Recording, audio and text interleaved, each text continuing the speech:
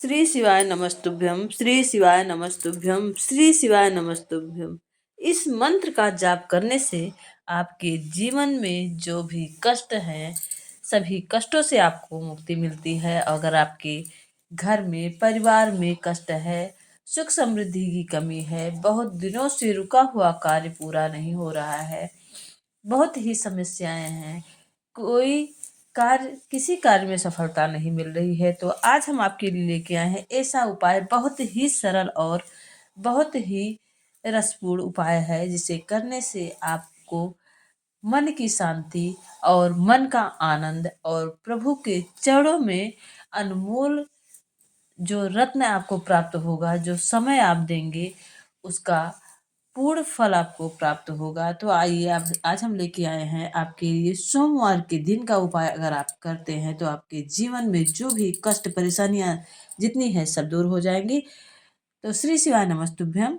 आप सभी छोटों को मेरा शुभ आशीर्वाद और जो बड़े हैं उनको मेरा प्रणाम स्वीकार हो।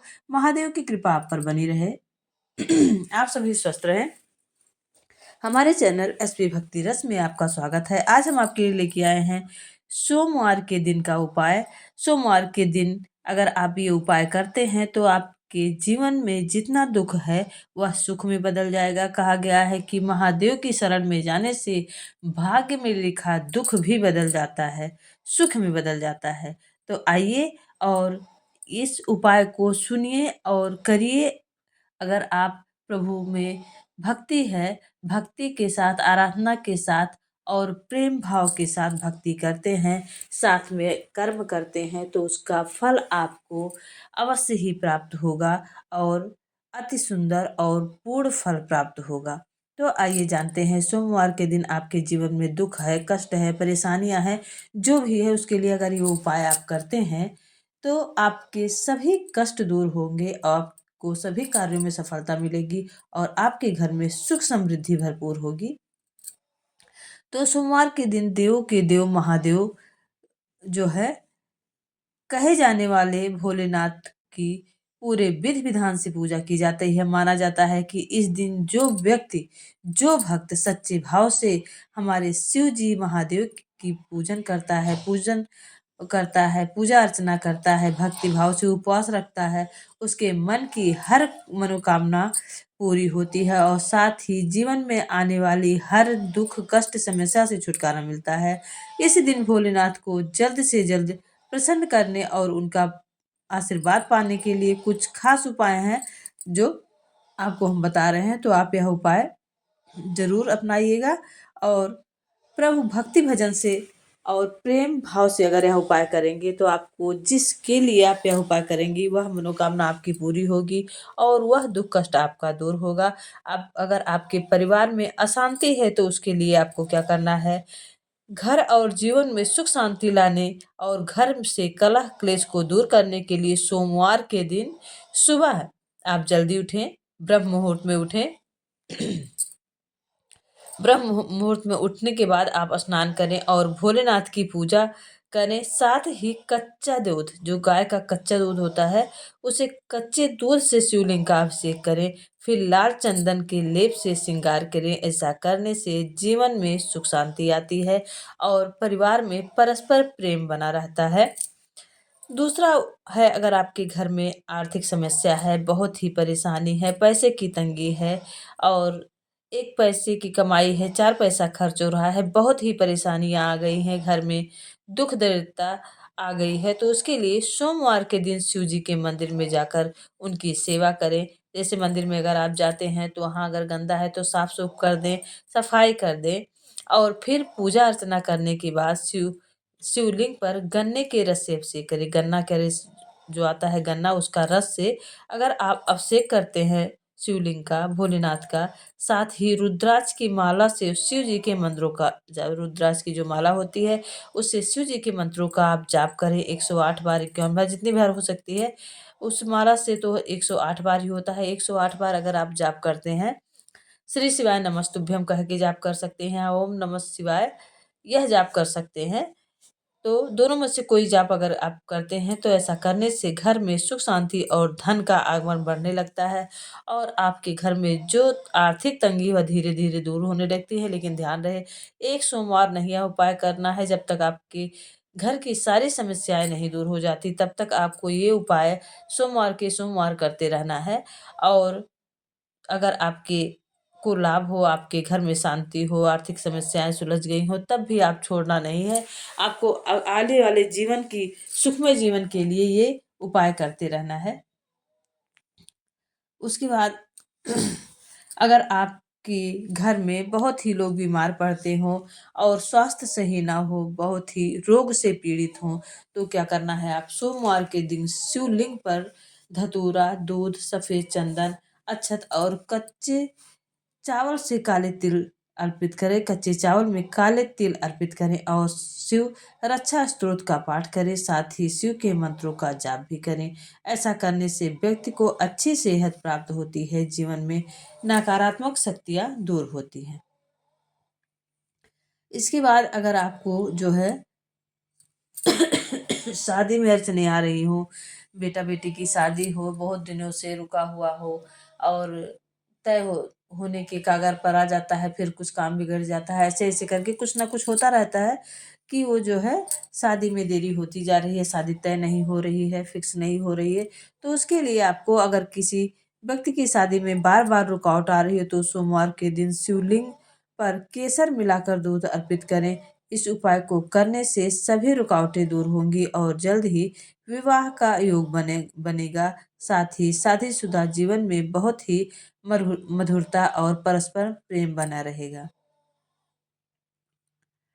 और जो है आप भक्ति भाव से जो भी ये थे उपाय, लेकिन अगर आपके जीवन में बहुत ही कष्ट है, बहुत ही दुख है, बहुत ही तकलीफ है और आप किसी से कह नहीं पा रहे हैं, तो अगर किसी से कहेंगे तो भी आपकी दुख कष्ट तकलीफ कभी नहीं दूर होगा। अगर नारी के जीवन में बहुत ही कष्ट है, तकलीफ है, बहुत ही परेशानियां हैं, तो आप महादेव के शरण में जाएं और सिर्फ एक अक्षत का दाना लेकर महादेव की शरण को में जाएं और एक लोटा जल समर्पित करें। वहाँ अक्षत का दाना चढ़ाकर आप एक टक भोले बाबा को निहारते हुए अपने सारे दुख कष्ट उनसे कह डालें आंखों ही आंखों में, और महादेव सुन के आपके सभी कष्टों को दूर करेंगे। तो सोमवार के दिन यह उपाय अवश्य करें। और आप के लिए सरल उपाय है कि यह उपाय करते हुए आप प्रदोष काल में अगर ये सब उपाय करते हैं, कि जो है प्रदोष काल में अगर आप जो है सुबह प्रातः काल में पूजा करते हैं तो शिवलिंग की विधि विधान से पूजा करें। जिस तरह के आपका कष्ट है उसी के अनुसार आप उन्हें सब चीज़ें अर्पण करें। उसके बाद आप सुबह में बेलपत्र के नीचे जो है एक दीपक, एक लोटा जल और एक दीपक अवश्य जलाएं। सुख समृद्धि के लिए लाल चंदन में मिलाकर एक लोटा जल समर्पित करें बेलपत्र के वृक्ष के नीचे और एक घी का दीपक लगाएं। एक घी का दीपक आप आंवले के वृक्ष के नीचे लगाएं और एक दीपक आप पीपल के वृक्ष के नीचे लगाएं। अगर शनिवार है तो उस दिन सरसों के तेल का दीपक लगाएं। और तुलसी माँ का के क्यारी में आप सुबह शाम जो है दीपक लगाएं। मंगलवार को और एकादशी के दिन और रविवार को तुलसी माता को जल नहीं देना चाहिए और रविवार मंगलवार को दीपक नहीं जलाना चाहिए। और जो है इसके बाद आप हर दिन तुलसी माता के पास दीपक जला सकते हैं। तो आपके घर में आर्थिक तंगी है, परेशानियां हैं, तो वह दूर होंगी, क्योंकि तुलसी माता माँ लक्ष्मी जी का स्वरूप है और माँ लक्ष्मी जी विष्णु भगवान की प्रिया है और विष्णु भगवान की प्रिया है तुलसी भी है। तुलसी माता को लक्ष्मी जी का रूप कहा गया है। तो इस तरह से सब कुछ मिला के अगर आप तुलसी जी की पूजा करते हैं तो विष्णु भगवान प्रसन्न होंगे, माँ लक्ष्मी प्रसन्न होंगी। और अगर आप बेलपत्र के नीचे जो है एक दीपक रखते हैं, जल चढ़ाते हैं, तो भोले बाबा अति प्रसन्न होते हैं। बेलपत्र में विष्णु भगवान का वास होता है, भोले बाबा का वास होता है और साथ ही माँ पार्वती भी वहाँ विराजमान रहती हैं। और पीपल के वृक्ष पर जो है भोले शंकर बाबा, विष्णु भगवान और शनिदेव सभी विराजमान रहते हैं, बजरंगबली भी रहते हैं। और साथ ही पीपल के पत्ते के बीच की जो डंठी होती है उसमें माँ गौरा की 64 योगिनियाँ निवास करती हैं, माँ लक्ष्मी निवास करती हैं। तो इस तरह अगर आपके घर में सुख समृद्धि की कमी है तो इस 5 जगह दीपक अवश्य जलाएं। नंबर 1 तुलसी की क्यारी में, दूसरा बेलपत्र के नीचे, तीसरा शिव मंदिर में, चौथा आप अपने जो है घर के मंदिर में, पांचवा अपने घर के मेन दरवाजे पे, और छठा अगर आप जला सकते हैं तो अति उत्तम होगा कि आप आंवले के वृक्ष अगर आपके पास है तो आसपास है तो जलाएं, और पीपल का वृक्ष अगर आपके आसपास है तो जलाने से आपके घर में सुख समृद्धि भरपूर होगी